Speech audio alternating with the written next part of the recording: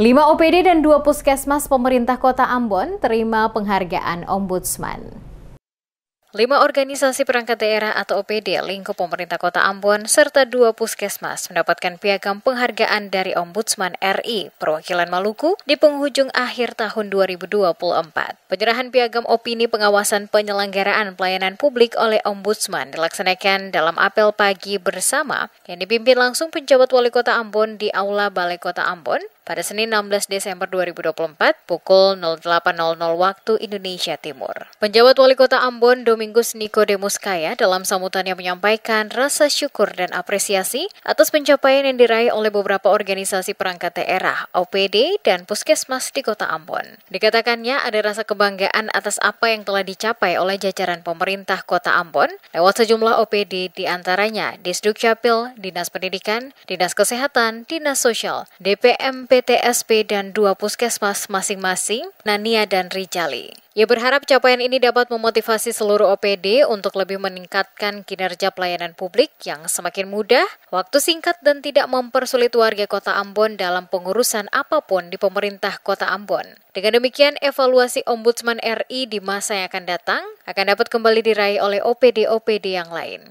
Pelayanan publik yang dilakukan oleh Ombudsman selama tahun 2024 ini dan puji Tuhan kita mendapat nilai tertinggi ya untuk Maluku 91,1 poin ya, itu tertinggi. Yang kami memberikan apresiasi sungguh kepada OPD-OPD di Kota Ambon ini yang memang bekerja sangat baik. Dan yang terima itu kan adalah 5 OPD ya, 5 OPD yang tertingginya adalah Dukcapil, Dinas Kesehatan, kemudian Dinas Pendidikan, Sosial, dan PTSP, dan ditambah dengan 2 puskesmas.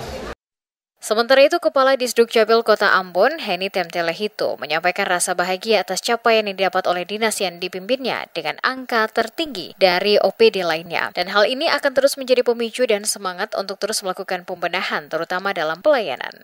Ini menjadi satu semangat bagi kami, supaya ke depan kami dapat melakukan pelayanan lebih baik lagi, lebih maksimal lagi.